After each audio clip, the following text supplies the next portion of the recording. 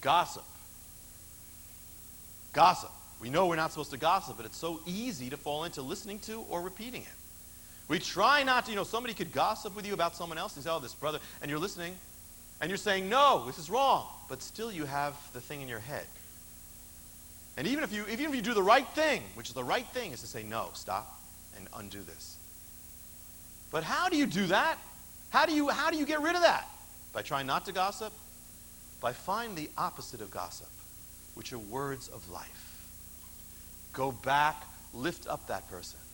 Lift up that person in God. Make good in your mind. In your mind, dwell on the good. Dwell about Jesus in that person.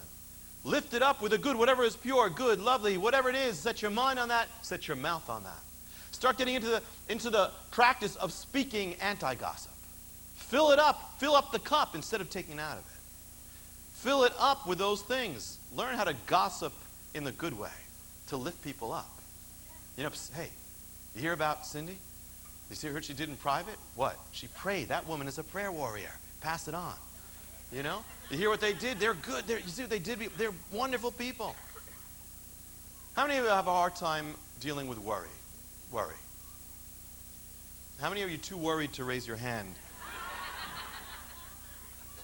As a believer, the thing is that you try not to worry. I don't want to worry. I don't want to worry. I won't worry. I won't worry. And your mind wanders again. I won't worry. I'm going to think about God. It wanders again. And a believer tells you, to worry is a sin. You don't have enough. And that gets you more worried. Before you were just worried about paying the bills. Now you're worried about going to hell. What's the opposite of all the problems that cause you to worry? The answer is the answer. It's the good news. Good news doesn't make you worry. The gospel's good news. We're supposed to be responding to that. Not the problem, the answer. Instead of dwelling on the problem, you dwell on the answer, which has nothing to do with the problem, but wipes it away. We always think, okay, if I can work this out and I can manipulate that and do that, then I'll be... No. The answer is the answer to begin with. It doesn't become the answer because you worked it out. The answer is the answer because we couldn't work it out. So you start with the answer, forgetting about the problem. The first thing of overcome the problem is you forget about it and you lift it up to... You come up to God and you dwell on Him and the answer. And you trust Him to take care of it. You get caught up in the answer. Lord is my answer. The Lord is good. The Lord is my peace. The Lord is my shalom. All right? How many people, you have a hard time worrying about what people think of you? Raise your hand. Now, how many of you didn't raise your hand because you were worried what people would think if you raised your hand? And how many people who raise their hand, you're worried now what people are thinking of you? How do you not care about what people think of you? You try not to care what people think of you. Or you tell them, listen, I just want you to know I couldn't care less what you think of me. Oh yeah? Then why'd you bother telling me? Because I just wanted you to know, so you wouldn't think, you would know that I didn't care, but then you wouldn't have told me, so you care. No, wait a minute, I don't want you to think that. Please don't think that I care about what you think about. What's the answer? How do you get out of that? It's very hard. How do you get, it's very hard to do that. You're people there and you're thinking about, I don't want to think about what people are thinking about me. You get wrapped up in what God thinks about you. When you get wrapped up in what God thinks about you, His approval, His saying, yes, you're okay, buddy. You're all right by my grace.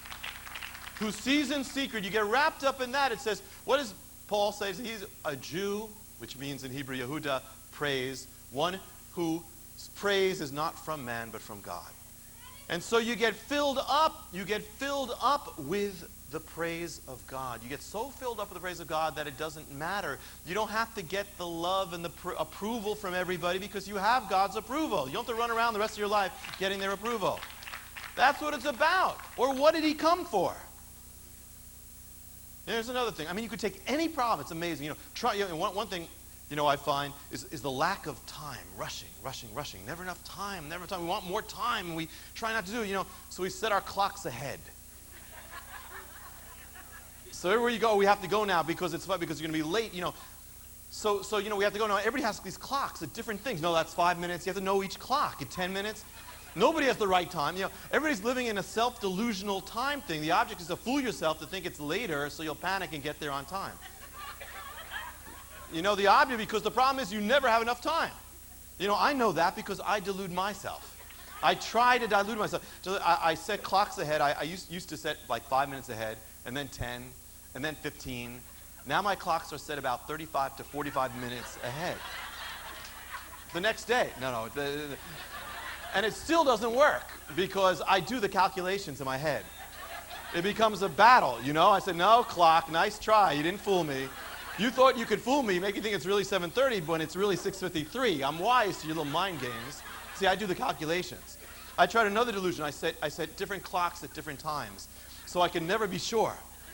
But after a while, I figured that out. I said, let's see, the living room clock is 3:05. I multiply the last integer by 2 to the 5th power of the bathroom clock, which is by the second digit of the 7th power of the bedroom clock, and I have the correct time. The real problem is the spirit. It's the lack, because we're always running out. What is the opposite of lack? Abundance. What is the opposite of the lack of time? Eternity. When you have, how do you get over that? By dwelling on eternity in your heart. By spending time in the secret place. By having that Sabbath or that secret place, that you have that centered in your life, that there's an abundance of time. You have all the time in the world because God is in you and God is eternal, and that's where you dwell. On the earth, you're in the earth, but you're not of it. You're in eternity, but you're of eternity, you're in the earth.